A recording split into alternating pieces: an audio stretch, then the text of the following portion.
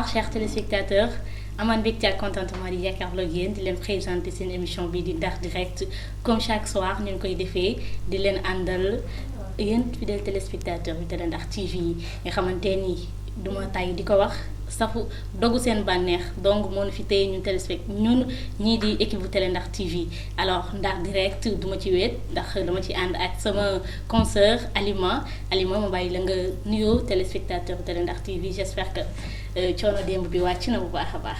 voilà Rama maa ngi leen nuyu bu baax di nuyu téléspectateur Télé Ndar TV internautes yi donc di leen dalal rek comme chaque soir ci Ndar Direct bi di kontaan loolu ci partager émission bi ak Rama. Voilà merci beaucoup Alima voilà comme chaque lundi dañuy waxtaanee lii di éducation wàllum njàng bi ak jàngale bi alors tey ñu am invité bu spécial c'est un étudiant il se nomme Ousmane Diallo nekk secrétaire général de coordination des amicales de ressortissants fële ci université Alioune Diop bu Bambey également nekk ancien président de l'amicale des étudiants ressortissants de Saint-Louis moom la ñu dalal tey sans plus tarder dama koy bàyyi ak téléspectateur Télé Ndar mu daal di nuyoo après ñu daal di xuus suñu waxtaan Ousmane nuyu naa la. waaw maa ngi lay fay Rama.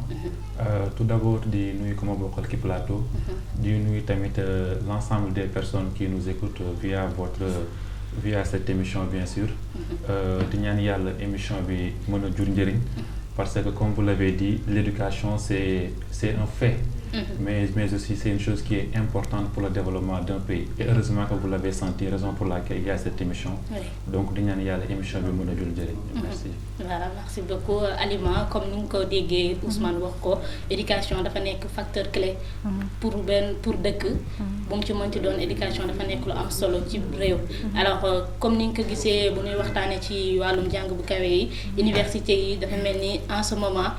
pratiquement yëpp tëj ci ciy jàng barewul alors domaine boobu daan ci waxtaanee sur les problèmes yi nga xamante ni mi ngi nekk ci milieu bi étudiants yi di ko dund waaye également daañu waxtaanee ci amicale les étudiants ressortissants de Bambey yi fa nekk bàyyeekoo fii ci Saint-Louis nekk foofu seen situation yu ñuy dund daan ci waxtaanee waaye it mbooloo boobu naka la ñu organiser woo financement yi tamit fu mu jógee loolu lépp daan ci waxtaanee également dañuy daal di dugg ci actualité bu ci pare waxtaan ci émigration clandestine comme ni ñu ko defoon démb nga xamante ni chaque instant mën nañ ciy wax te leen ca war a wax lépp doon ko ci wax également à ne pas oublier que ni à l'instant où l'on parle le président de la République il est en tournée fële ca Kédougou tournée économique loolu également actualité la daan ci ñëw bu baax a baax voilà Ousmane ñu bëggoon a xam Ousmane Diallo jaar-jaaram fii ci diwaanu Ndar Ousmane fan la jàngee cursusam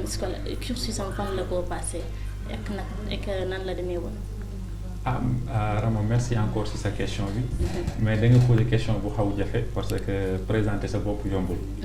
mais de manière très simple je veux dire que Ousmane Diallo c'est un Saint-Louisien. dëkkoon quartier bu ñuy wax Daaru. Maintenant j'ai déménagé à Boudj bien sûr. Et par rapport à sama cursus scolaire d'abord j'ai fait mes études à l'école primaire Fandiéry Koné Xor la nekk. Après j'ai eu le certificat de fin d'études. Ba mu amee certificat de fin d'études ñu orienté ma lycée ñu orienté ma autant pour moi CEM André Pétavin. Et après l'obtention de mon BFM j'ai été orienté au niveau du lycée Charles de Gaulle. Et après sama bac mu ñëw université Alioune Diop de Bambey. Par rapport à l'université Alioune Diop de Bambey comme vous l'avez dit. J'ai eu à occuper des fonctions. Mais relativement à ce qui nous réunit ce soir parmi les fonctions j'étais d'abord ancien président des étudiants ressortissants de Saint-Louis. Et actuellement je suis le coordonnateur des étudiants ressortissants de Saint-Louis. Mais aussi je suis le secrétaire général de la coordination des amicales de ressortissants.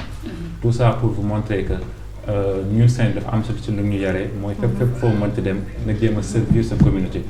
loolu moo tax bu ñu ñëwee ci université on a essayé d'occuper ces genres de postes. rien que pour servir les étudiants. rien que pour servir aussi la communauté étudiantine mais aussi la communauté saint-louisienne qui est là-bas. Donc de manière très brève. kooku mooy Ousmane Diallo parce que présenter sa bopp yombul. waaw loolu la présenter sa bopp yombul waaye def nga wax nga. jaar nga am nga ay jaar-jaar. voilà merci beaucoup Alima. dégg nga li Ousmane Diallo wax mu mel ni doomu Ndar dafa osé fépp fu mu munti dem dafay bokk ci ñi nga xamante ni dañuy prendre les décisions Voilà, Rama kontaan naa loolu ci di ko accueillir moom en entendant parler da ngay xam ne ku yàgg am fit la ci côté éducation, surtout être un dirigeant, chose qui n'est pas facile, voilà, chose qui n'est pas facile ci période yi nu nekk. Donc man benn question rek laa amoon bu ma koy poser boo xam ne dama koy laaj condition de vie bi nga nekkee woon fii à Saint-Louis par rapport ak sa ay études. Est-ce que bi nga demee amoo ay difficultés pour nga mën a adapter wu surtout avec le climat wala entourage mën naa ni milieu social bi, est-ce que tu n'avais pas eu des difficultés pour nga adapter wu? Ah bon, effectivement comme noo ko waxee par rapport ak condition de vie bu nekkoon fii balaa naa bi nga àggee da nga feebar mais loolu la gars yi di wax loolu noonu gars yi ko wax mais c'est par rapport à l'université comme tout étudiant, c'est-à-dire que ba ngay nekk sa kër papa ak sa kër yaay, il y avait beaucoup de choses qui étaient réunies.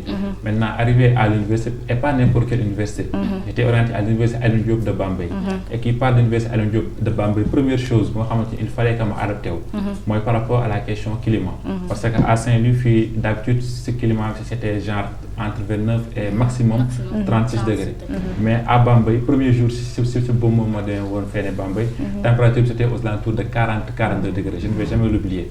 L'autre chose ban doon dem mais yàgg naa galère. non Saint-Louisien moo bëgg lu yomb te bëgg lu neex tamit. non bëgguñu lu yomb mais tamit nañu waxante dëgg, mais loolu am na différence de. non, il y a une très grande différence vraiment. Voilà, donc première chose comme tout étudiant que ñu yóbbu la université Thiès, que ñu yóbbu la université Ziguinchor, que ñu yóbbu la Bambey, c'est la même chose. Première chose, c'est-à-dire que boo nekkee Saint-Louisien si boo demee c'est la question de l'adaptation, donc nga njëkk lijjanti adapté aussi question de climat, adapté aussi c'est par rapport ak réalité dëkk ba, c'est parce que Saint-Louis ñu dafa am suñu ñu yaree, mais quand même à l'université Alioune Diop de Bambey on a eu la chance parce que moi je n'ai jamais connu même Bambey ban ma orienté Bambey parce que man tur bi laa gisoon rek ingénierie juridique.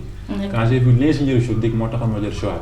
Et boo demee université Alioune Diop de Bambey affaire yi gën a ngi noonu vous êtes orienté à Bambey laa commencé di googliser ba xam fan la Bambey nekk situation géographique extra et etc. Mais alhamdulillah j'ai été accueilli par une amicale digne de ce nom, c'est l'amicale des étudiants ressortissants de Saint-Louis. Donc voilà, donc là j'ai eu à m'adapter, mais par rapport aux difficultés comme je viens de le dire, question climat, ndox bi tamit, parce que à Saint-Louis machallah ndox bi dafa neex, mais boo demee tey Bambey ndox bi dafa xaw yéen a gën a xam. Lekk bi moom ak leen loolu moom bon ñun Saint-Louisien certes dañu bëgg lu yomb, mais on a une particularité pour dem dañuy adapté wu, parce que ça c'est la loi de la nature, soit tu t'adaptes soit tu meurs, mais alhamdoulilah Saint-Louisien fu mu dem dafay adapté wu. Donc jafe-jafe yi peut-être yooyu noonu kese la ak jàng bi ici au lycée Charles de Gaulle. Bon il y avait des professeurs xam nga boo nekkee fii tey jàng ku lay expliquer, mais université vous êtes seul. Université heureusement qu'on a dit enseignement supérieur jàng mu kaw mi, et qui dit jàng mu kaw mi dit la recherche. Donc l'université, là, il faudra que l'étudiant, et là je parle au nouveau bachelier, quand vous serez à l'université, essayez de vous adapter. Donc si vous vous adaptez, là, il n'y aura pas de problème. Donc c'est juste une question d'adaptation.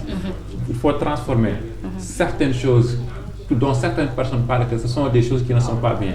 Mais après, si vous vous adaptez, vous allez sentir que ça, ce sont des choses qui sont bien, qui sont bénéfiques, car il va vous forger. D'accord. Voilà Alima mu wax lu am solo. Également lancer un message au nouveau bachelier yi nga xamante ni da leen orienté distance bi lu mënti sore bul ko xool, yow xoolal li nga xamante ni moom moo la yóbbu muy jàng, say objectif bien déterminé. Voilà, damay ñëwaat aussi ci lancer yooyu parce que tudd na léegi les nouveaux bacheliers. Nouveaux bacheliers yi est-ce que yéen aussi amoo leen ay jafe-jafe par rapport ak seen ay logement fu ñuy ñëw, parce que université koo xam ne da ngay gis koo xam ne yàgg na fa université, peut-être mën nañ ni système LMD bi mi ngi dox, mais doxul comme ni ñu ko doon souhaité. Donc da ngay gis étudiant boo xam ne dafay yàgg loolu. Yeneen nouveau bacheliers yi ñëw est-ce que am nañu ñoom fu ñuy nekk, est-ce qu'ils sont dans de bonnes conditions, ils sont très bien accueillis? Bon, très bien accueillis, je ne vais pas dire très bien accueillis, mais quand même les étudiants, surtout les nouveaux bacheliers, ils seront accueillis. Ils seront accueillis d'abord par l'université. Parce que là, je vais essayer de recentrer le débat au niveau de l'université Alioune Diop de Bambey, parce que si vous partez au niveau de l'université Alioune Diop de Bambey, on n'a que deux campus, campus 1 et campus 2. Et là, on a ce qu'on appelle les logements. Maintenant, les logements, ça va accueillir certains étudiants. mais 90% voire 95% seront accueillis par les amicales de ressortissants. Parce qu'à l'université Alioune Diop de Bambey, certes, l'administration essaie de faire quelque chose, mais on voit toujours des limites. Raison pour laquelle maintenant ce sont les amicales de ressortissants qui vont essayer de se substituer à l'autorité du CROUS. Substituer par rapport à la question du logement. Donc, si vous avez un nouveau bachelier, dans encore sa xel, vous l'orientez l'université Alioune Diop de Bambey, vous l'orientez l'université de Thiès, Dakar, fait pour le bon tuyau. Il y a l'information. L'information, est-ce qu'il y a une amicale là-bas? Et pour voir il y a toujours une amicale qui est là-bas. Et l'amicale va vous accueillir. Maintenant, il y a les maisons d'amicale. Et qui dit maison amicale? Les questions de logement le logement ne sera pas meilleur. On ne va pas avoir des standards internationaux, mais au moins on a le minimum, le strict minimum pour pouvoir apprendre. Aussi dogguma la sax mais boo xoolee ci structuration wu université bi dafa mel na dañ commencé di defaraat ay yeneen bâtiment mi ngi en construction ba tey. Waaw, université Alioune Diop de Bambey, bon, il y a actuellement un projet de 1000 lits qui est là-bas. Mais pour dire rien que la vérité, actuellement 1000 lits pareil. Raison pour laquelle je vous dis que peut-être vous allez dire que c'est utopique, mais l'université Alioune Diop de Bambey c'est 10 000 étudiants. Au minimum 10 000 étudiants. Et par rapport à ces 10 000 étudiants-là, on n'a que Campus 1, c'est 2 pavillons. Je ne dis pas de village, parce que il y a des villages. Là-bas, c'est pavillon. Campus 2 aussi, c'est 2 pavillons. Maintenant, si on regroupe les 2 pavillons, ça ne peut pas accueillir l'ensemble des étudiants. La raison pour laquelle j'avais dit que 95% des étudiants, voire même 98% des étudiants ne sont pas logés. Mais heureusement, il y a les amicales. Donc, il y a des problèmes de logement au niveau de toutes les universités. C'est pas seulement l'université Alioune Diop de Bambey. Dans perspective rek ñu ubbi ci li nga xamanteni moy doon suñu première partie di wax ci problème yi nga xamanteni université yi ñu ngi koy dund en ce moment. Bo xolé université bu mag bu ci mel université bu Dakar pratiquement instant bi ni ben étudiant jàngu fa nga ñëwaat université bu ci mel ni université Le Nord Sine Saloum ñoom itamit jàngunu Diamniadio également pratiquement beaucoup universités yi nga xamante ni ñoo ngi fii dafa tëju boo xoolee seul 3 muy université bu UGB université numérique du Sénégal ak université bu Ziguinchor en ce moment ñoo nekk di jàng. Ousmane Diallo, selon toi quel est le réel problème actuellement?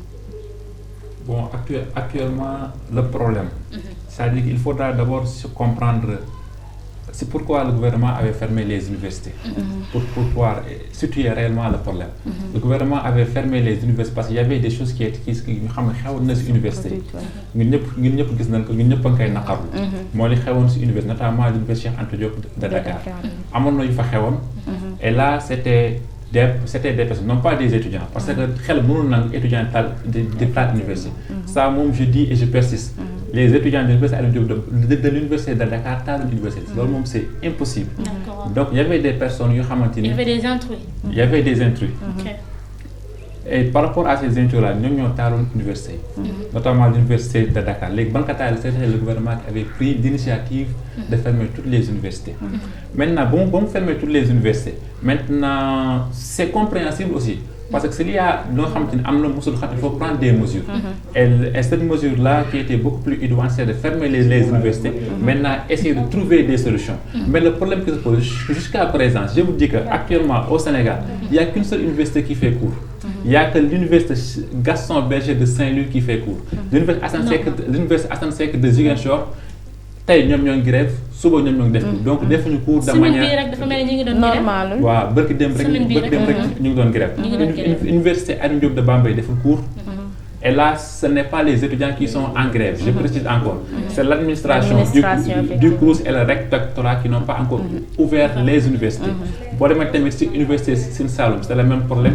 Bon, l'université université UAM, on l'oublie souvent, c'est le même problème. UAM, l'université Thiès. Donc actuellement, il n'y a que l'université Gaston Berger de Saint-Louis Montmoyen. Et le problème, il est là. Certaines personnes disent que ce sont des questions politiques. Je ne nie pas la chose, parce que je ne nie pas cette fait-là. Parce qu'on peut le comprendre aussi.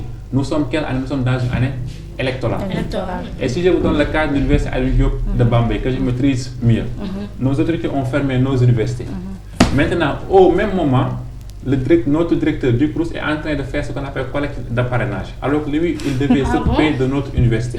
Donc là, je vous pose la question, est-ce que c'est une question politique ou bien c'est pas une question politique? C'est de la palissade, c'est une question politique, c'est une chose qui est évidente. Donc, année électorale, posez une question. Donc, vous pensez que le principal souci, c'est les élections, le climat politique? Oui, le climat politique, pas dans l'absolu. Le climat politique, oui, certes. Le climat politique, parce que c'est une question de voir le grand visible sur l'iceberg, c'est ça. Bon, demain, par exemple, l'université Alioune Diop de Bambey, jusqu'à présent, oubliez Google. Bon, avec l'autorité, qu'est-ce que l'autorité va ce sont des dettes envers les repreneurs. Mais nous savons que quel contract avec l'État, quel contract avec l'État, quelle recharge la région, les volets de quelle recharge. On doit résilier les contrats parce que le contrat est résilié par le juge. Là, c'est le premier aspect. L'autre chose, même si ce sont des dettes, moi je ne nie pas qu'il y a des dettes. Même si ce sont des dettes, il y a aussi une autre chose qu'il faudra dire. C'est-à-dire que Djang Ken de Kofoé. Djang Ken de Kofoé. Ken de politique également. Voilà. Et là, et vous l'avez dit, nous les étudiants, nous exhortons et nous exigeons la dépolitisation des universités. Surtout ça. Tant que régler le problème université, je pense que le problème est du futur. Bon, c'est tristissime, mais c'est la réalité. Aussi, tamet, amna lu koy yoko ci walum politique bi fofu da ngay gis étudiants yi dañuy bok ci différents partis. Lolu aussi du problème. Ñen yaakaar ni lolu tamet du problème parce que bo gisee étudiant bi bokk na ci parti politique bi bokk ci bi bokk ci bee léegi confrontation bi am entre ñoom loolu aussi day indi tension. te loolu yóbbu leen fa. jàng moo leen fa yóbbu tamit même bu leen di bokk sax ci far dafa mel ni far tamit nekk na loo xamante ni kenn tere ko kenn. mën nga far mais nga def ko avec beneen manière bi. wala sax nga bañ a mélanger les deux à la fois. voilà kenn terewul nga wane sa appartenance politique. kenn terewu ko. mais dafa am beneen facette boo koy wane. wala ngay utiliser le politique mais politique boo xam ne peut-être politique de développement lay doon. au lieu de politique bi ñuy politiquer nii rek. parce que dafa am impact bu négatif bu muy def. ci voilà ci université yi vraiment. Ousmane comme ni ko Alima waxee est-ce que jàppoon ni tey jii étudiants yi ñoo war a am beneen réveil de conscience. politique bi mën nañu politique certes. mais ñu xam ni ñu koy defee de sorte que du leen yàqal dara. Et par rapport même d'abord pour les missions de l'université. L'université a une mission. Mais pour les missions, la première mission, c'est une mission de formation. On doit former les étudiants. Il y a une formation, vous avez une formation de qualité. L'université aussi, il y a une autre mission, c'est la recherche. Moi, je suis ministre de l'enseignement supérieur de la recherche et de l'innovation. Mais l'autre chose aussi, c'est là qui est intéressant, c'est là où je vais répondre par rapport à cette question, c'est le service à la communauté. Donc, quand nous parlons de la politique, il y a beaucoup de conceptions de la politique. Il y a la politique comme gérer la cité. Il y a la politique comme moyen de conquérir le pouvoir. Il y a la politique aussi comme c'est le font certains politiciens à faire des gagnants. Mais moi je pense qu'en tant qu'étudiant, ce que vous devez faire c'est service à la communauté. Parce que là ça fait partie des missions de la communauté, des missions de l'université. Mais vous l'avez dit, hein, certes on peut avoir des appartenances. Parce que nous sommes des tamit ce bureau, nous avons droit de man yow yaa ma doy. Ki am droit ne kii ma ko doy. Mais au niveau de l'université, franchement, on doit sortir ça de l'université. Voilà. Et pour vous rassurer, hein, dans les instances de l'université, c'est formellement prohibé par les textes. Par exemple, si vous prenez au niveau des amicales, par exemple, si vous voyez les statuts, article 2, l'amicale est apolitique. L'amicale est apolitique et l'amicale ne s'identifie à aucune religion. Et quand il ne s'identifie à aucune religion, que vous soyez musulman, chrétien, peu importe, là l'amicale va vous accueillir. C'est laïque. C'est laïque, la laïcité bien sûr.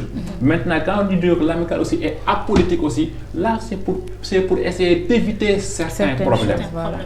Parce que si l'amicale est politique, qui est politicien, politicien, campagne, mais qui va perdre dans tout ça, ce sont les étudiants. Alors que la mission de l'université, parmi ces missions, on a service à la communauté. À la communauté. Donc les étudiants peuvent faire de la politique, mais quelle politique? Comme essayer de servir la communauté et non pas de se servir. Effectivement. Ousmane Diallo loolu amna solo Alima mu melni bo déggé limu waxé dafa melni étudiants yi dañu wara xol sen intérêt baña top ci ginaaw politiciens yi di yàq seen université détruire des choses yi nga xamante ne après yow yaay am problème. voilà comme boo gisee amoon na ay période manifestation yi mi ngi doon am. mais gis nga ñoom rien ne nous dit rien n'est encore sûr que ni étudiants yi ñoom ñoo def yenn dégâts yi donc lépp dañ ko jël sëf leen ko parce que ci seen biir université bi foofu la lépp xewee. donc je pense que ne ñoom ñoo war a yeewuwaat ku fa étude yóbbu defal say étude après nga dem wuti sa liggéey boo ko mënee. parce que kii tax yow ngay sonn walla kii tax ngay am di sonn parce que tamit dafa neexul ngay dem di yàq loo xam ne yow yaa fa war a jàng yaa ko war a jëriñoo daal. ki ngay yàq ki ngay dem di xeexal noonu mën na nekk xamul sax sa existence. donc voilà te moom aussi xëy na rare ngay gis un sénégalais boo xam ne dem na ba nekk autorité famille nekk fii ci biir dëkk bi walla ay doomam nekk ci biir université bi doo taseeg ñoom. donc moo tax étudiants yi dañu war a yeewuwaat yow yàlla may na la peut-être ci université yi foofu nga war a mën a nekk. yamal ci université yi na la jàng yóbbu nga pare dem bul kippee leneen moo tax ma yaakaar ni loolu Ousmane loolu dafa war a am ay daan. comme ni ma la déggee nii nga wax nii ci yenn textes yi ci amicale des étudiants yi am na interdiction wu ay appartenance politique ak yooyu noonu pour ñu bañ ko di wane noonu. donc nga yaakaar ni loolu aussi warul am ay daan yoo xam ne sanction yu sévère yoo xam ne étudiant bu ko def walla amicale bu ko def rek mu am daan yu mën a tegu sa kaw. effectivement am na ay daan yu fa am. c'est par exemple c'est premier daan bu nu mën a wax. un président d'amicale ne peut pas être un politicien. Là c'est la première chose. bu lay élire yooyu day bokk ci charte. bu lay élire c'est par exemple vous allez déposer d'abord c'est-à-dire que c'est comme l'élection présidentielle. critères yi la ñuy xool c'est bien organisé. vous allez soumettre votre programme. Vous allez même votre programme là, ça ne suffit pas. Le jour J, vous allez défendre votre programme, le jour de l'élection. Mais en dehors même de votre programme, il y a souvent ce qu'on appelle une commission des sages. Maintenant, avec cette commission des sages là, nous savons que yow mi kat yow ken xamé lu say affaire politique. Yow mi kat jànkan nga. parce que ñu étudier sa profil. commission des sages boobu. ñu étudier sa profil. commission des sages boobu ay étudiants ñoo koy comporter ay anciens. ay anciens étudiants. Et là ce sont les amicales de ressortissants parce qu'à l'université il y a deux choses. Il y a les amicales d'UFR. ñooñu ñoo am d'habitude le pouvoir syndical. Il y a aussi les amicales de ressortissants. Comme par exemple amicales de ressortissants yi ñoom laa fi toogal. la CAR UADB. léegi les amicales de ressortissants critères yëpp dañ koy xool par exemple. dañuy xool sa profil xool nga xam kii politicien la. nga xam kii jàngkat la. nga xam kii du dóorkat xaalis nga xam kii et cetera et cetera. dóorkat xaalis wax na la am solo. après ñu ñëw doo koy xool sa programme. ba nit nag bu weesoo rek après nit ñi fekkee doy nga leen ñu doog lay voter. te même bu la demee ba voter si ba pare. bu ñu demee ba xam ni kat njuuj njaaj am na si amicale bi à tout moment y a ce qu'on appelle une assemblée extraordinaire. maintenant avec l'assemblée extraordinaire là ñu la fanoon mën na la foole. donc ay daan am na. ay daan am na képp kuy def ay wàllum politique tamit mën na la sanctionner sur le champ. voilà mën na la sanctionner comme fépp rek. également chers téléspectateurs ma fàttali leen yéen a ngi seen émission Ndar Direct ñuy waxtaanee wàllum éducation jàngumu kawe mi surtout dalal fi Ousmane Diallo mu nekk un étudiant de l'université Alioune Diop de l'université Alioune Diop de Bambey man daal seen université bi daal man daal xaw ma dafa neexul mais daal. non dafa neex su ma koy wax sax day bañ. non dafa neex. voilà je disais que sunu invité tey mi ngi tudd Ousmane Diallo nekk étudiant fële ca université bu Bambey. voilà également ba nekk secrétaire général coordination des amicales de ressortissants voilà Ousmane Diallo ma bàyyi la nga soufflé mu ñëw ci Alima dafa mel ni. dañ daan seetlu benn affaire que étudiant dafa amoon benn posture bi étudiant yaa ngi fàttaliku ba ñu kii woyee suñu woy wu rëy nga xamante ne fu mu dem ñu tegal ñu Omar Pène tegal ñu suñu woyal ñu woy wu rëy boobu étudiant xam nga bàkk ñu tagg ñu étudiant boobu dafa mel ni différent na ak étudiant wu tey bi Rama damay sawaraat voilà damay sawaraat bu baax di débattre encore ci loolu parce que étudiant dafa nekkoon benn profil boo xam ne profil bu noble la gis na suñu jamono maam yi xëy na boo daan jàng ba tollu niveau étudiant dal lay aj sa kaw day mel na que yow yaa ngi ci beneen posture boo xam ne kenn nekku fa donc mentalité boobu yaakaar naa moom la ñu amatul instant bii nii te loolu yëpp li koy andi mooy système mu jàng bi loolu du ma taay ci di ko wax système mu jàng bi parce que danga may gis fii nga gis benn Ramatulaay moom mu ni moom bu amee bac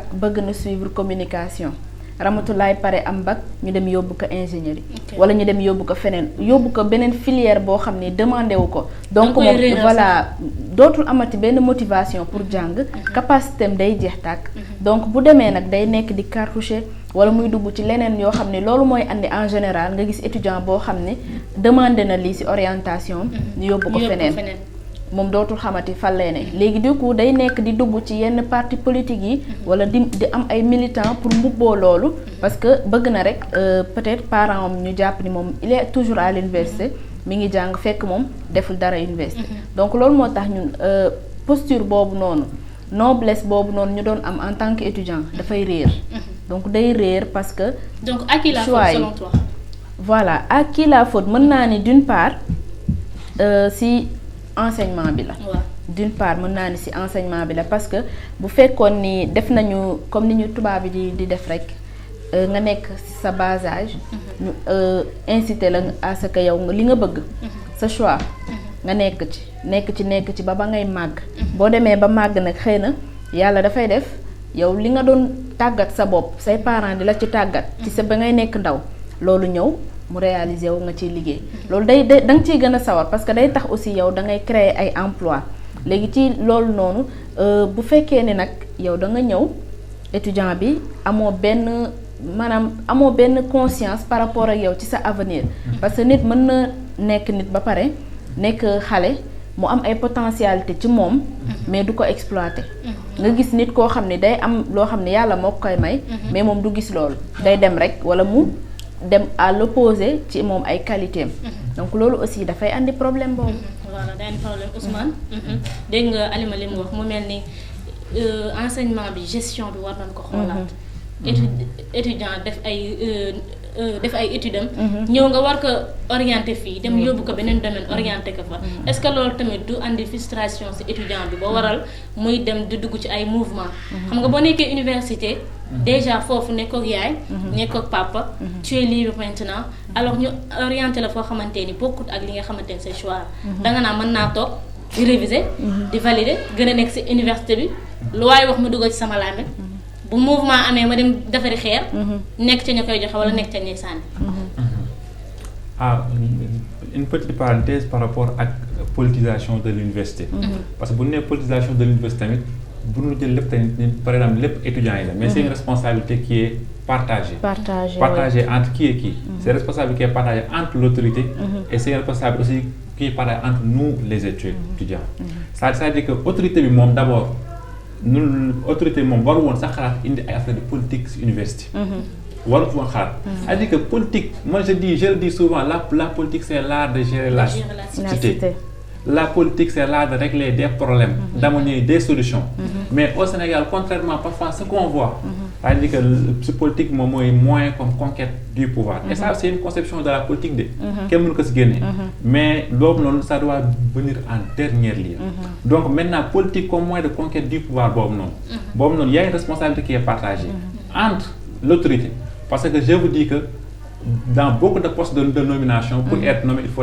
être d'abord un politicien donc ce qui signifie donc que beaucoup d'autorités au niveau des universités sont des politiciens maintenant donc c'est d'habitude donc ce sont ces politiciens là qui amènent la question politique au sein de l'université pour essayer de satisfaire pour essayer de se satisfaire donc maintenant nous les étudiants tamit comme noo ko waxee nit da nga war a xam sa bopp xam ne yow ba ngay ñëw université kat dañ laa yónni et souvent dañ la yónni yàqamti la parce que Sénégal gii la souvent aussi da ngay nekk espoiru famille moo tax ma la dañ la yónni yàqamti la yow tey da nga nekk tey comme 90% des Sénégalais sa papa dafay dëbb pour yóbbu la université sa yaay di dëbb taaw pour yóbbu la université donc boo demee ba yegg université xamal ni espoiru famille ça c'est la première chose l'autre chose aussi dañ laa yàqamti et troisième chose aussi vous avez l'obligation de servir la communauté. Parce que ce sont des missions de l'université. Maintenant, comment servir votre communauté?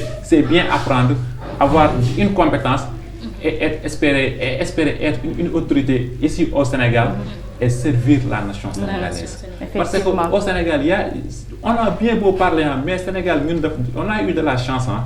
Parce que Sénégal, on a une nation.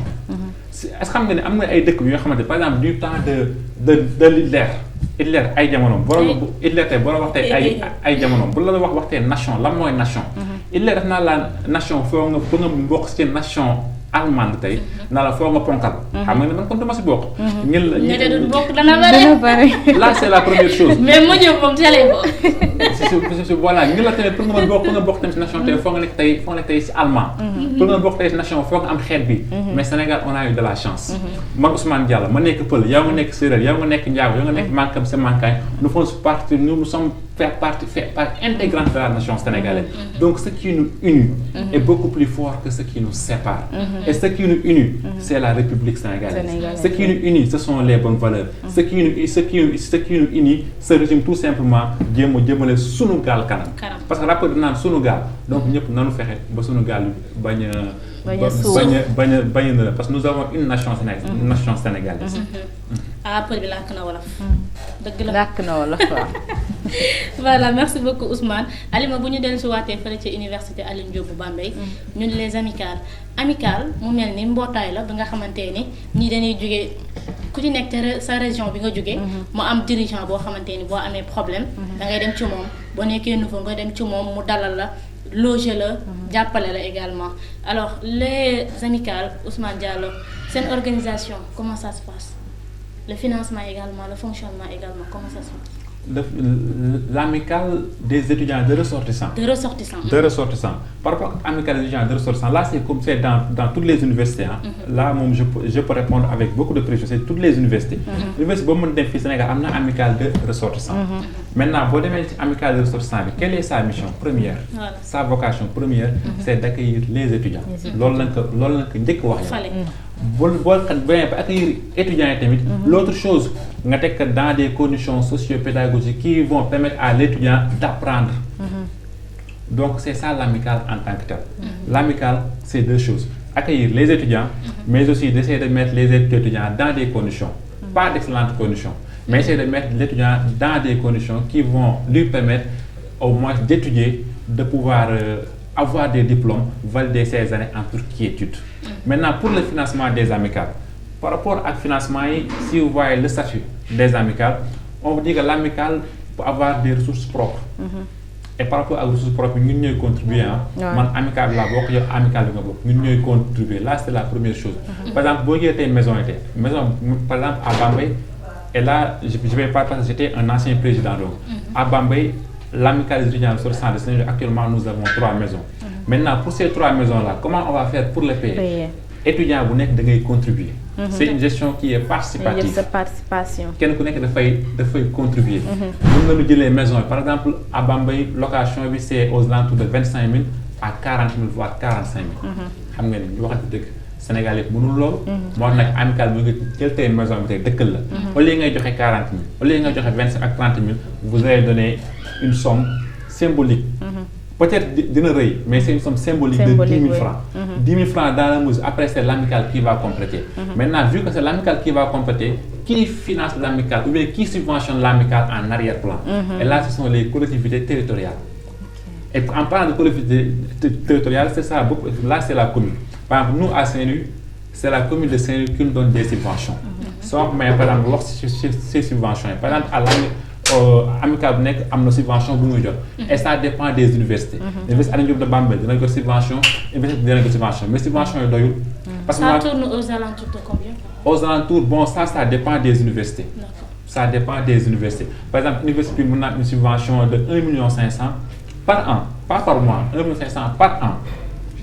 L'université tamit ñu xam tay comme si j'ai pas oublié l'université de l'UAM Amadou Mahtar Mbow subvention bëriwul woon c'était aux alentours de 250 à 500 bëriwul woon mais l'université Alioune Diop de Bambey su fekkee évolué wul bien sûr c'était 1 500 000 man ba may nekk président xaw ma ñu la mais ñu ngi doon def ay revendications auprès de la municipalité pour que gars yi mën a yokk mais au moins municipalité moom daaw na respecté engagement engagement am c'est naka chaque fois subvention moom daaw nay ñëw et à chaque fois tamit et comme on le dit tamit ku la defal lu baax je pense que tamit c'est le moment ngi jéem ko remercier et là c'est monsieur le maire Amadou Mansour Faye parce que on lui avait dit que oui vous donnez une subvention certes mais les subventions ça ne suffit pas et pour pouvoir comprendre que ça ne suffit pas faites le tour des universités récemment moo tax mu defoon tournée dans les universités léegi boo defee jël tournée moom sax il a compris que les 1,5 ça ne suffit pas parce que pour une année foofu nag ba mu demee loolu après may na yenn amicales yi ay loge ay d'abord une somme financière. nga baal ma dëgguma la. foofu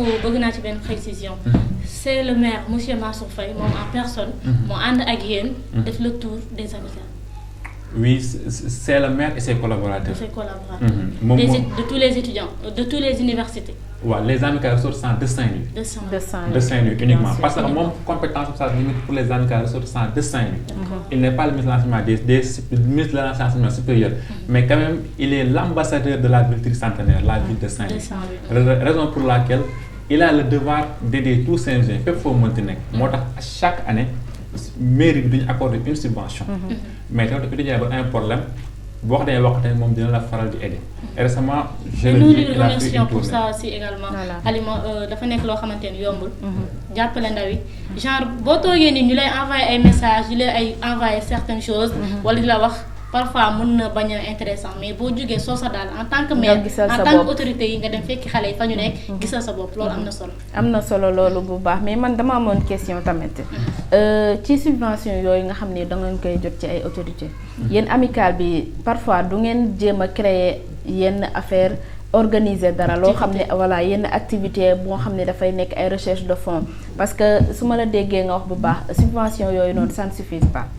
mënul doy sax parce que mënul doy chaque année da ngay accueillir ay étudiants te ak étudiant boo accueillir dina fa fekk keneen ba keneen kooku cursusam yëpp bu jeexee mu doogay dem donc loolu du doy est-ce que yéen amoo leen ay activités yi ngeen xam ne peut-être ay programmes annuels yoo xam ne da ngeen koy tenir lépp ci seen ci organisation bu nga xam ne da leen di may ngeen mën a am ay fonds yu ngeen mën a demee.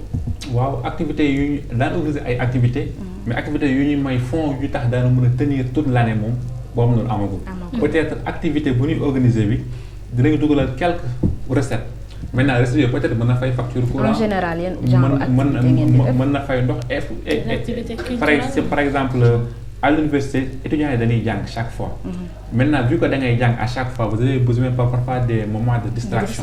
Maintenant de divertissement moo tax amicale dañuy jéem a jouer sur ça. Maintenant par exemple l'amicale de Saint-Louis cette année avait organisé Nuit Ciné par exemple. Et par rapport à ce Nuit Ciné là l'entrée n'était pas gratuite, l'entrée était payante. Maintenant si entrée boobu noonu il y avait eu des rentrées de fonds. Après ça va partir au niveau de la caisse de l'amicale. Dans certaines universités dans certaines amicales tamit parce que moi je l'ai vu. Il y a une amicale xam ne moom dafa teg benn genre mini restaurant. Effectivement mini restaurant moom si la teg. muy def ay rentrées de fonds. tout en changeant n'oubliez pas que la mission ou bien la vocation de l'étudiant à l'université c'est d'étudier. mais quand même ñoom ñu ngi jéem a trouver les solutions. pour jéem a étudier mais tout tamit jéem a trouver waale tamit ay fonds. Il y a aussi des amicales aussi qui font beaucoup d'activités, mais toujours pour essayer de trouver des fonds propres. Et par rapport à les fonds propres, souvent il y a certains anciens qui ont des amicales. Par exemple, il y a une université Bambey, il y a tout ce sentiment de redevabilité. Souvent, ils viennent après pour appuyer amical. Parce que la municipalité nous aide, certes, mais ça ne suffit pas parce que les étudiants étaient bons et fait chaque mois nous gagner plus de 600 000 francs, ça c'est beaucoup. Moi, amical me subventionné. Après dem topp autorités yi ñu mën leen dimbali ak yooyu ci lu gàtt rek boo amoon benn message boo leen di lancer lan lay doon ñoom les autorités. par rapport ak autorités yi. juste leur dire que bon par rapport pour les amicales de Saint-Louis. D'abord nous remercions l'autorité notre maire actuellement nous lui remercions. parce que mu respecté engagement par rapport ak subvention yi. def na tamit tournée boo xam te ñun waxoon nañu ko. def na ko mais nous nous disons aussi que ça ne suffit pas parce que actuellement là maintenant c'est toutes les universités. à Bambey par exemple. xam nga ni instant yii tëj nañu université bi. mais bu même tëjee université étudiant bu nekk lu war na chambre am. te chambre même boo fa nekkul chaque mois da ngay fay. actuellement c'est un problème ka mu nekk Amicale Saint-Louis ka mu nekk Amicale de Thiès Amicale de Dakar Amicale de Essence chaque mois yow yaa ngi fay yow yaa ngi fay maison bu nga jëloon maintenant si maison que le plus souvent mais étudiants yi ñu ngi apercevoir seen bourse mun nañ ko envoyer message envoyer ñu dajale xaalis bi en principe noonu la waroon demee mais beaucoup d'étudiants tamit n'envoient pas aussi ah bon beaucoup d'étudiants n'envoient pas léegi comment est-ce que vous faites yéen pour mën a fay loolu maintenant fekkee étudiants yi envoyé wuñu fekkee étudiants yi si envoyé wuñu fekkee durée bi dafa longue duñu arrangé fekkee par exemple c'est 2 à 3 mois la subvention bi dina mën a tenir subvention bi dinañ mën a tenir peut-être ñu may ñu fay 1 mois 2 mois moo tax crise gis nga crise universitaire bi nii bu teelul jeex gars yi daan dem gis ñu génnee ay yëre étudiants sànni ko si biti génnee saagu étudiants sànni ko ñoom tamit nañ ci jàpp nag parce que bailleurs yi ñoom ce sont des businessmen voilà xoolal si dara et kii di businessman contrat nga seqal ak ñoom booy sama contrat man ak yow lan la chaque mois nga fay chaque mois boo faylu na booy mën naa defal prorogation ba la 15 mais nag kenn côté si fayoo mu jox la délai boo fay waate mu génne la sa ébrage duñ si xool profil bi sax duñ si xool kii étudiant la wala mi liggéey duñ si xool loolu l'autre fois il y avait un président qui m'avait saisi sur cette question là qui m'a dit que actuellement on a un problème suñu bailleur daf ñu bëgg génne et c'est là où j'appelle les autorités par rapport ak message bi ma bëgg lancer bi yéen nga joxe mais lu ngeen di joxe kat baax na mais actuellement université yi ak étudiants yi léegi lañ ko gën a soxla parce que seen bailleurs yi ñoom ñoo ngi leen di génne te xam naa ni kat di ngeen ko joxe parce que vous êtes formés par l'éducation sénégalaise vous êtes des Sénégalais et vous êtes partie de la nation sénégalaise. voilà dogguma la sax Ousmane nga yaakaar ni aussi état bi jotul muy am chaque année comme subvention ni muy amee ci mairie bi mu am chaque année benn subvention boo xam ne dañ koy jox amicale bi amicale boobu nag dafay maanaam day wane boppam ni peut-être am na 3 appartements wala 3 kër yoo xam ni étudiants ressortissants de telle localité ñoom ñoo fa nekk comme ça benn somme lay nekk nga xam ni chaque année ñoom dañ leen koy versel boo xam ni peut-être bourse étudiants yi du ci mën a dugg yéen aussi fonds bi ngeen di am du ci mën a dugg. loolu am na. oui et par am na loolu noonu moom mooy subvention yu ñuy jox ci mairie mooy subvention parce que n'oubliez pas que mairie c'est un démembrement. mais université bi. mais université ce que l'université doit faire c'est quoi. c'est-à-dire que yow nga joxe assez de logement. yow delloo ko joxe nga par exemple boo nekkee campus. moi je n'ai jamais eu la chance de loger au campus. peut-être c'est pour des questions personnelles. mais par exemple boo nekkee tey au campus par exemple. là vous payez genre maximum 6 000 francs par étudiant je pense bien. Maintenant, quand vous êtes hors campus, je te dis que c'est entre 25 000 et 40 voire 45 000. Donc, aïe na yewen tay. Fait que tay autorité, yow tay président de la République, ministre de l'enseignement supérieur, vous avez construit assez de logements. Donc, étudiants yi duñ dem dublu wat ay logements. Donc, lan lay ban plaidoyer lañuy def? Gars yi construire ay logements au niveau des universités. Construire assez de logements au niveau des universités. L'université de Bambey, il y a un manque d'infrastructures.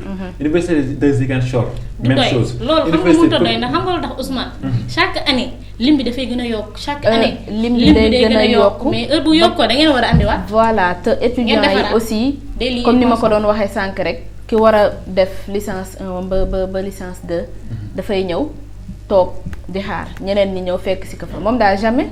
du génn université bi te dañu war a libérer université yi te yaakaar naa c'est partout au Sénégal université yëpp la ñu war a libérer parce que dañ ko envoyé tellement ba nouveau bachelier yi du ñu am place bu ñu nekk te booy xool en général nouveau bachelier yi ñoom la ñuy dem di yóbbu ci yeneen kii yi logement yi te loolu warul woon boo xoolee loolu parfois xam nga lan moo koy waral jàng bu yéex bi yow master boo ko waree def boo waree def aussi licence boo ko waree def 3 ans n'est-ce pas nga def ko 4 ans wala def ko 5 ans loolu tamit ça c'est un problème tamit vraiment c'est-à-dire que c'est un problème xam daal fan la problème libérer université bi chaque année il y a ce qu'on appelle système de codification te bu nee kuy codifier c'est en fonction des moyens waaw par exemple man première année ba master man maa ngi codifier mais c'est en fonction de vos moyens que vous avez à l'université maintenant dès lors que vous n'avez pas une bonne moyenne là danaa la si njëkk libérer l'université et da ngay libérer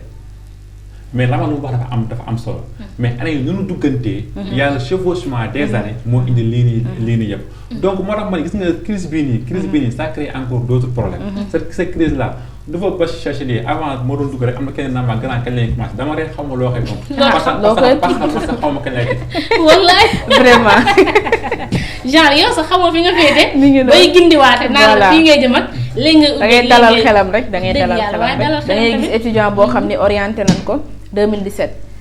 dina toog 1 an dooree commencé étude am déjà perte na année boobu noonu. voilà du yoon donc ci problème yooyu. tey jii ci sama xalaat bu gàtt yaakaaroo leen ni université numérique yi. war nañ ko yokkaat ndax tey jii boo xoolee université numérique bi comme à l'UVS l'université numérique à l'UVS les ENO pratiquement dans toutes les régions ñoom ñu ngi def seen ay cours normalement. ndax en ligne la ñu nekk foo nekk foofu la est-ce que tey jii waruñu yokkaat yeneen université numérique yóbbu fa étudiants yi wàññi fa lim bi nga xamante ne problème bu amee sax duñ ko ressentir. loolu moom d'accord naa si booy xool sax ñu ngi ci monde numérique li numérique tout est numérique dafa war a avancer mais aussi doo mën a xool condition bu nekk étudiant bi fan lay nekkee. parce que du ni peut-être mën nga jël benn étudiant boo xam ni mi ngi nekk université virtuelle. mu nekk foofu donc moom connexion bu jeexee kan moo koy jox connexion moom mooy obligé jël connexion bi. donc xam nga foofu dafay am problème aussi ak da ngay gis étudiant boo xam ne peut-être dañ naan foo nekk foofu la. nga nekk ci les points les plus reculés du Sénégal. da ngay am problème franchement da ngay am problème pour yow ngay mën a am réseau donc ma bàyyi la. alors dafa am ku nekk ci ligne bi asalaamaaleykum. asalaamaaleykum oui. oui monsieur vous voulez participer. waaw si. ñu ngi lay nuyu bàyyi la ak téléspectateur di rafetlu émission bi. ñu ngi aussi président Ousmane. maa war na xam ne ndax su ma war naa ci décaissement. d'accord. c'est Abdoulaye Niass peut-être dina rek président commission sociale. d'accord d'abord maa ngi lay ziar. des étudiants à Saint-Louis. depuis Bambey. donc di intervenir rek di rebondir ci li muy wax. parce que aussi instant yi nekk benn moment boo xam peut-être moment boo xam ni je crois képp kuy autorité wala képp koo xam ne concerne enseignement supérieur concerne am si. donc war nga intervenir bu baax. je crois que Ousmane wax na lépp. mais instant yi dañ nekk moment yoo xam ni moment yi bu ñu deful nànk rek je crois que nañ perdre suñu maison yëpp. wala comme ni mu koy waxee léegi rek. dañuy gis bailleur bi génne maison wala bu ko jiwee femme. je crois que les bagages yi ñu koy fekk. parce que instant yi certes merci na parce que mënoo toog aussi jàppoo defoo dara. chaque mois aussi nga fay benn contribution de 9 000 francs pour fay bailleur bi te bailleur moom xamul demal bay moom li nga dëkk nga ñàkk def l'essentiel mooy kër gi sa charge la ne mois bu dee le 5 da nga war a xaalisam boo ko joxul mën na la may ba def 10 wala 15 donc instant yi nag ñu ngi si moment yooyu confronté donc te ñoo ngi lancé appel boo xam ne képp ku ñu si mën a jàppale ñu jàppale ñu si aussi beneen bi aussi mooy wax seen université yi parce que jot na je crois aussi ça. dëgg la c'est notre avenir qui est en jeu. surtout di rafetlu waa émission bi baax a baax. voilà merci beaucoup monsieur ci témoignage yi nga xamante ne andi ko sa contribution également dafa am solo mu mel ni lu amul firnde baaxul. boo déggee ni mu waxee. li Ousmane doon développé léegi rek mooy problème bailleur yi. étudiants yi ni ñu état ni mu tëjee université yi. seen logement yi nga xamante ni fayoon nañ ko ci lañ dëkkoon. contrat bi man fa ba tey te bailleurs yi da ngay continuer ba tey di leen fay. alors ça aussi c'est un problème et vous les autorités réfléchissez-y parce que tey jii mënoo jot sa bourse bi mooy loolu. nga bëgg ci voilà te am na ñu bëri jotutuñ. nga bëgg à tout moment di fay foo xamante ni yow nekkatoo fa. di fay foo xamante ni yow université yi tëj nañ ko jàngatoo loolu tamit ça cause problème Alima. mooy li ma doon wax sànq rek ci subvention yooyu ma doon wax gis nga bu fekkee ñoom dañoo am problème wala amuñu espace boo xam ne dañuy construire ay logement ci biir université bi mais pourquoi pas parce que ñoom yàlla da leen di may da ngay gis autorité boo xam ne xëy na dina am benn immeuble boobu lan moo tax ñoom duñ ko jël utiliser que en attendant étudiants yi nekk foofu noonu bu ko defee entre temps xëy na bu ñuy def parce que construction université programme la plan la boo xam ni xëy na ki ci nekk moom mooy dawal loolu mu nekk loo xam ni dafay continuité lay doon donc bu fekkee ni ñoom en attendant amuñu foo xam ne étudiants yi ay logement ci bi à l'enceinte de l'université amuñu ay logement pourquoi pas ku ci nekk xëy na yàlla may na la immeuble boo xam ni am nga ko kër boo xam ni am nga ko mais ñu accueillir fa en attendant les étudiants bu ko defee kenn ci sa bourse doo ko jël laal ko parce que étudiant boursam rek la yaakaar te boursam aussi ay parents ci lañ ko yaakaare donc mënul nekk étudiant bi di laal ci bourse loolu am na. di ko te da Je l'ai ngay vu. voilà da ngay tase étudiant boo xam ni aussi dañ koy omettre chaque fois donc problème la daal problème la vraiment. comme l'amicale des étudiants ressortissants de Podor yu nekk fële ca Dakar. kii di le maire Racine Sy. am na benn ay immeubles yi nga xamante ni am na ko dafa mettre à leur disposition. loolu également dafa nekk yoo xamante ni dafa baax parce que jàppale koo bu ko xamante ñëpp doon def bu ko ñëpp doon def def voilà. te loolu tamit doon def. ngay fayal étudiant bi à tout moment di leen subventionné nga fay lii ma fay lii tey jii boo dajale woon loolu tabax ci benn immeuble des étudiants ressortissants de telle ville Voilà. mooy gën a intéressant dafa mel ni dafa am problème ci autorités yi parfois du ñu xam ni ñuy jàppalee wala xam stratégie yu ñuy mettre pour gën a mën a aider étudiants yi. effectivement dafa am lu mu wax lu am solo. moom mooy par rapport ak immeuble yi. ñuy jaajëfal également étudiant bi woote léegi. waaw maa ngi koy sant bu baax Dabakh la. Dabakh c'est l'actuel président de la commission sociale. des étudiants ressortissants de Saint-Louis à Bambey moom lu mu wax la dafa xam parce que moom mooy commission sociale. te kii nii commission sociale yow yaay gérer maison yi. te lu mu wax nii c'est un plaidoyer. nous le disons aux autorités. lu ngeen di def.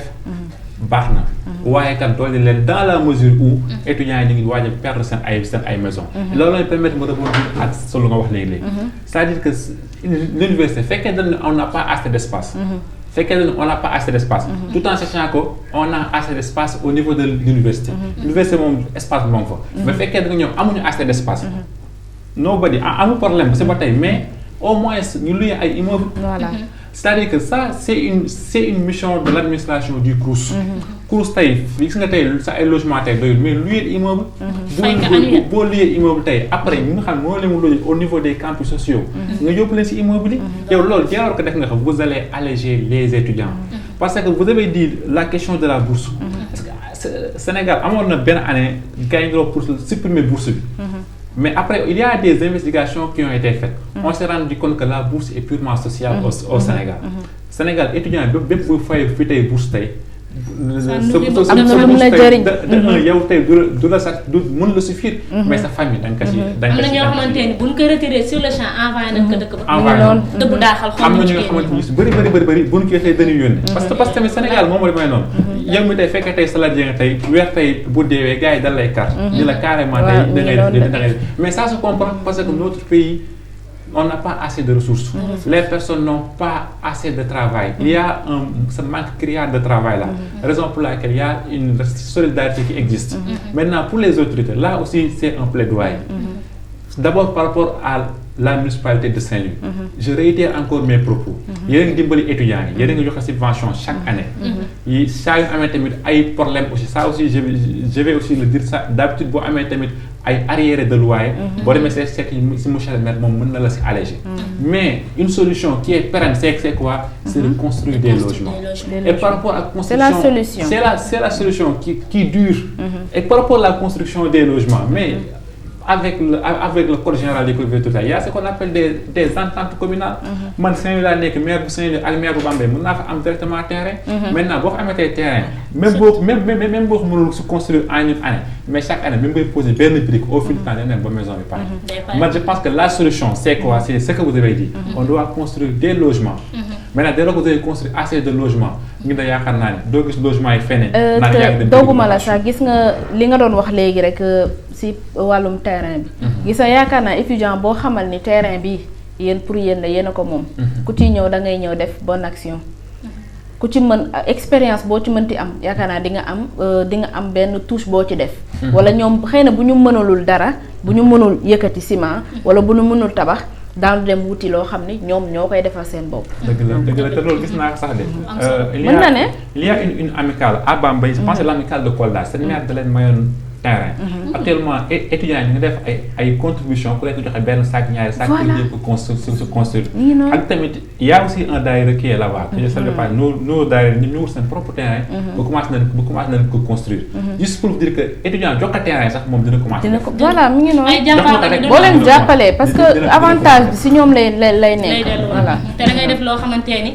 de génération en génération ku ñëw da nga ciy jëriñ te lii ñuy waxtaane nii mu ni problème yi nga xamante ni mi ngi ci université bi dafay ubbi beneen perspective boo xamante ni duñ ci taay di wax mu di problème immigration étudiants yi gën nañu jàng ñaata étudiants ñoo jël mbëkk bi dem dee si biir géej gi loolu itamit mu nekk question d'actualité boo xamante ni du ñàkk Ousmane Diallo am na ci ay xalaatam. waaw par rapport ak la question de l'immigration clandestine ou irrégulière peu importe c'est-à-dire que il faudra d'abord se comprendre lan moo waral immigration clandestine ce qui existait avant parce que mënoo gis affaire bi ñëw nii rek nga ne tey non gars yi dem ils ne sont pas patriotes mais ce qui existait avant ñun ndar la mu dëkk naka da nga gis tey maire bi naa la ay yaa booy ay 100 francs astafurlah ay 25 francs mais est-ce que yaa ngi ko fi dégg yaa booy baa ngi est-ce que yaa ngi ko fi dégg donc notre mère était poissonneuse on avait assez de poissons. yaa leen daan wër sax yow ñoom da nga daan ñëw yow di leen wër wala nga ñëw fekk leen ci marché bi mais léegi dañuy dugg ci biir koñ yi parce que dafa jafe.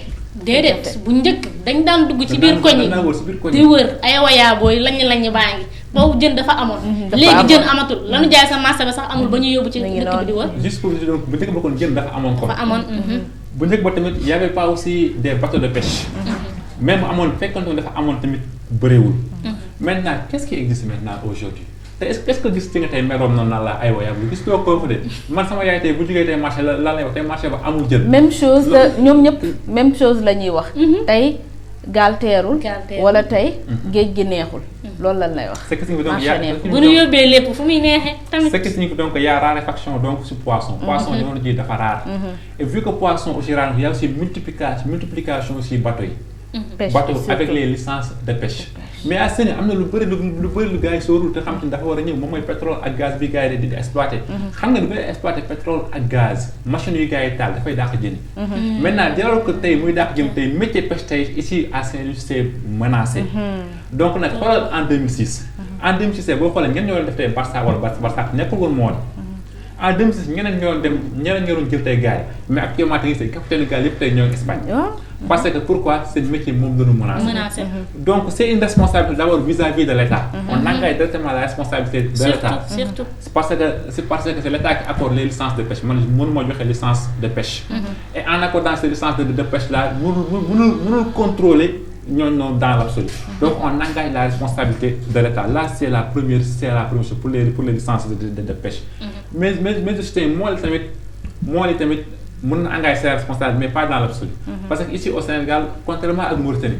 Mauritanie chaque fois nga dégg ni doon nañu fa pistolet tey si benn mool. les nerfs sont bien protégés. parce que Mauritanie y a ce qu'on appelle repos biologique. te am période boo xam te ba mu fa tollee dañuy bàyyi tey ñu mën a reproduire. mais actuellement amul suñu géeju Sénégal yi. suñu géeju Sénégal yi d'abord bateau yi ñoo ngi def lu leen neex. jàpp yëpp yóbbu. boo demee tamit si kii tamit moo la ñenn tamit respecté wu tamit repos tamit biologique. donc loolu yëpp ay cause la moo waral tey jamono tey xale yu bëri tey pêcheurs yi amatuñu jën. amatuñu beneen métier. genn daal tey boo demee gars yi napp rek la mu xam. maire yi fa nekkoon tamit napp bi sa doon départ man am naa sama benn xarit que salut de passage prince Cheikh Sarr bu Diagne maintenant booy suñu ko kenn desatu fa gars yi dem noonu dañuy dem boo nekkee étudiant dem boo ñëwaatee fréquentation sax doo ko amati parce que ñëpp dem donc gis nga yaa ngi gis loolu noonu c'est-à-dire que actuellement tey y a raréfaction des poissons moo tax tey moole tey ñuy dem mais nekkul moole kese ñoom ñoom ñe def am naa la ñeneen ñuy dem man am naa sama benn condition bu jël gaal yi étudiant je dis bien régulièrement inscrit en master ma koy jaale waale tamit boo demee tey bu étudiant dem tey la nga fa mën a jàngat y a manque d'espoir dans ce pays là c'est-à-dire que espoir da lay dunduloo si nga feneen ngay dem tey gars yi espoir yaakaar tekki kase la fa gars yi am donc wax autorité yi vous avez une mission régalienne donc essayez de protéger nos mers essayez aussi jéem a suuxat tey ñu si dëkk tey espoir parce que ce qui est paradoxal ngeen la Saint-Louis bientôt dañuy exploiter pétrole teewul gars yi ngi dem kon la moo tax gars yi dem gars yi amatuñu yaakaar ci suñu réew moo ne tey seen métier moo la ñu menacé étudiants yi dem étudiants kon amatu tey yaakaar bëgg dem dama doon suivre ñu ni baar ñi xaw ma yara paa bi nee na instant yi mel doon jaay ñëpp dem na mairie dama doon suivre jigéen ñi léegi dañ ko commencé jël ñoom aussi kenn ku jigéen fa la accoucher directement ce qui signifie donc actuellement gars yi bëri ñoom ñoo ngi dem foofu nag laay waxal tamit citoyen sénégalais et la nation sénégalaise certes certes lii am na mais tamit wax tamit man naan du la tax tamit naan tamit petit nanu toog gëm suñu bopp jéem a gëm tamit suñu réew parce que yegg naa ak tekki naa yemul am na ñu si bëri bu leen wooyee ñu leen allo yegg naa rek fin bi yaakaar ne tekki na ñu si bëri te naa booy demal ñu bëree ngi dem parce que danañu am espoir mais yegg naa ak tekki naa yemul donc sachez que dans notre pays là on peut réussir ici il y a autant d'exemples qu'on peut donner dans ce pays Babacar Ngom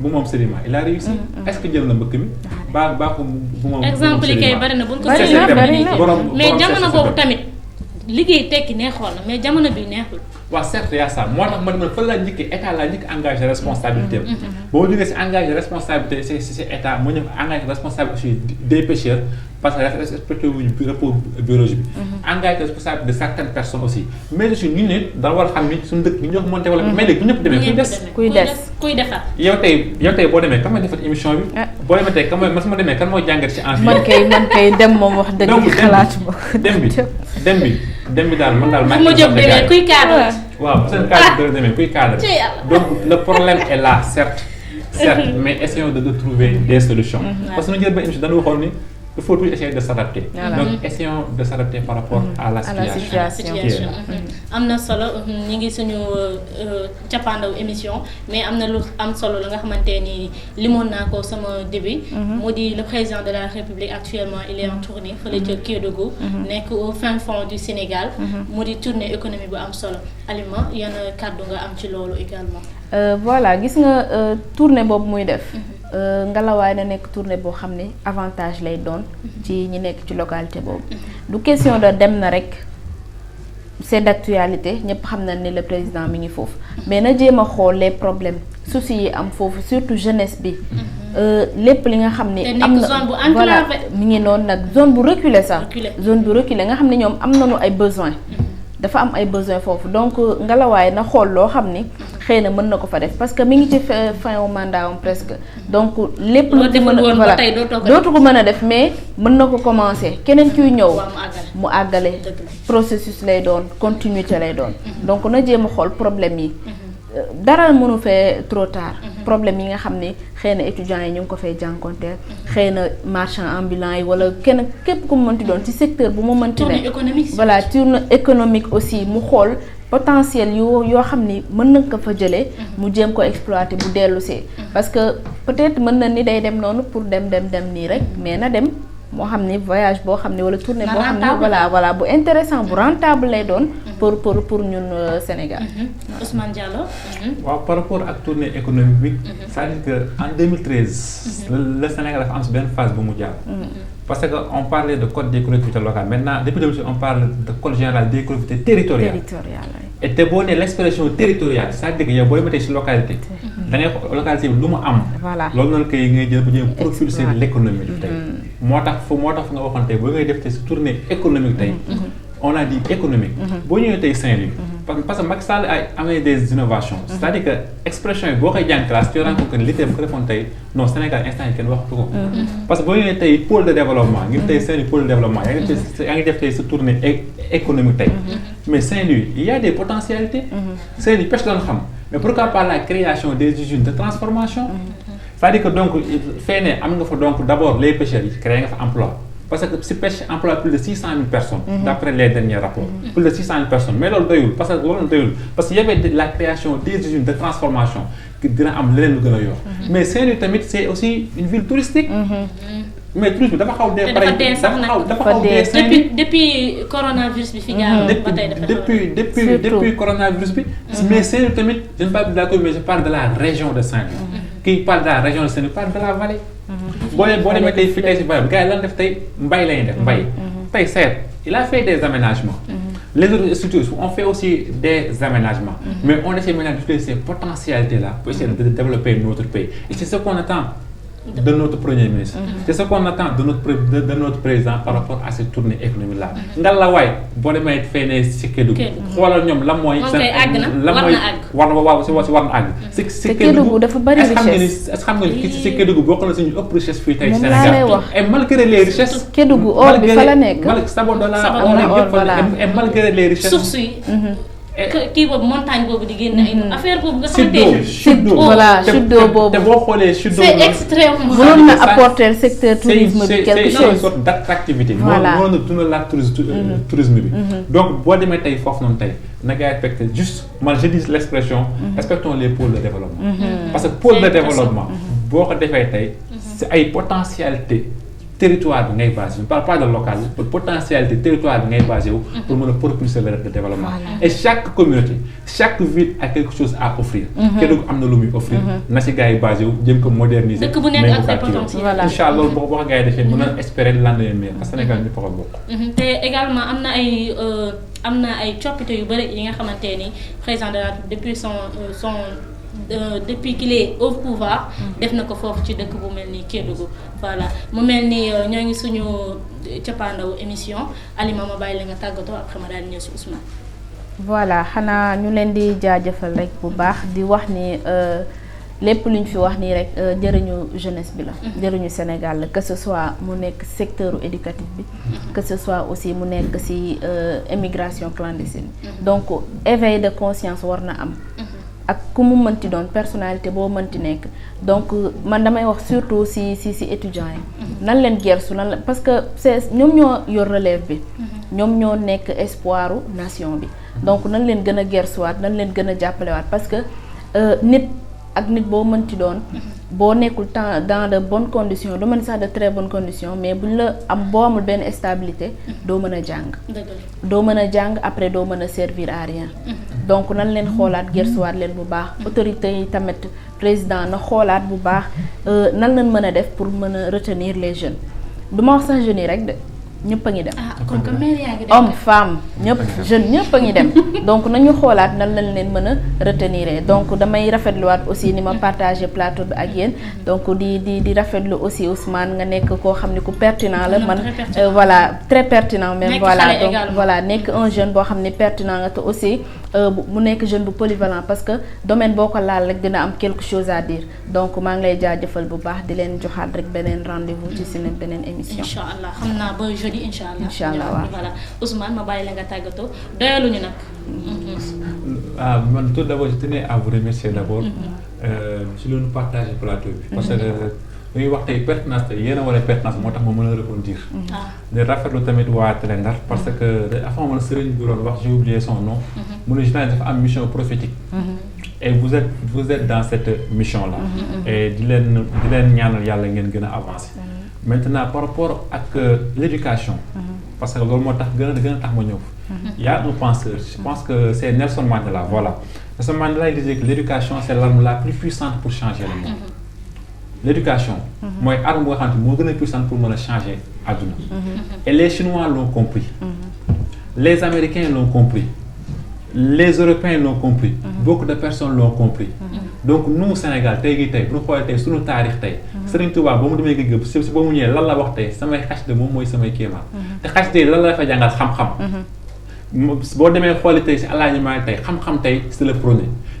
si Baye Niass tey xam-xam tey c'est le prôné donc tous les érudits bu nga xam te suñu pays fii tey xam-xam la gars yi prôné est-ce que xam nga ne université fii Sénégal si amoon na fi depuis même avant même l'école de Jules Ferry avant l'école de Jules Ferry fii ici on avait notre propre temple du savoir boo demee tey xool historien tey si mën nga ko gis Souleymane Baal parfois man j'apprends dans les amphithéâtres charte de bonne gouvernance mais est-ce que xam nga ne ici on depuis 1212 la charte Mandé là c'est nous les Africains boo ñëwee tey fii tey Sénégal bi boo ñëwee tey Sénégal am nga tey ñoom Thierno Souleymane Baal juste pour moo nekk ñëpp dañu insisté sur la mission et la vocation de l'éducation donc ngalawaay réew xam-xam moom moo ko yore na gars yi insister ci xam-xam bi par rapport ak nag actualité bu nga poyoon immigration ci clandestine la responsabilité est partagée c'est partagé par rapport à l'État parce que l'État ne crée pas les emplois mais l'État si crée les conditions pour que ñëpp mën a am tey seen ay emploi état bu créé woon donc ñu ngi wax si état di exhorté mu créé ngalawaay les conditions pour que nit ñi mën a toog ni ngi tamit ñu bañ a dem c'est parce que dem naa j'insiste encore dem naa ak tekki naa yemu te itam bu ñëpp demee kan mooy développé suñu réew. te ñun on a eu la chance d'être des Sénégalais. donc suñu gaal bi ñëpp naka gars yi téyandoo pour que demain ñu mën a am un lendemain meilleur. xam naa fa laay daanelee kàddu gi. daanelee nga fa am solo merci beaucoup Ousmane merci beaucoup ci sa disponibilité merci beaucoup également ci sa pertinence. am na solo kàddu yi nga fi yëkkati am na solo lool te defe naa ni képp kuy ndaw. war nga ci jëriñoo waaye itamit autorités yi indexé nañ leen bu baax lépp luñ fi waxtaanee rek pour suñu Sénégal meilleur ndax bu meilleuree ñun ñëpp la baaxal ndax dañ naan duñ ni Sénégalu diw duñ ni Sénégalu ñëpp la bu baaxee ñëpp la baaxal donc chers téléspectateurs mu nekkoon seen émission Ndar Direct ñu àndoon ci ak sunu camarade étudiant bii di Ousmane Diallo nekk fële ca université bu Bambey également je ne pourrais terminer sans remercier les téléspectateurs yéen ñi nga xamante ni yéen suñuy dooley jën ndox waaye dooley tere ndax suñuy téléspectateurs rawatina ki woote ñi ngi koy jaajëfal bu baax a baax di remercier également l'équipe technique Madiop Mounas DG ñi ngi leen di remercier bu baax a baax waaye di remercier les étudiants yéen ñi nga xamante ni muy naaj muy taw yéen a ngi ci temple du savoir yéen a ngi ci université yi di jàng uniquement pour am xam-xam bi nga xamante ni daa leen ci mën a jëriñoo jëriñ ci également seen askan jëriñ ci également seen société voilà merci beaucoup à vous tous je vous donne rendez-vous demain Inch'Allah merci beaucoup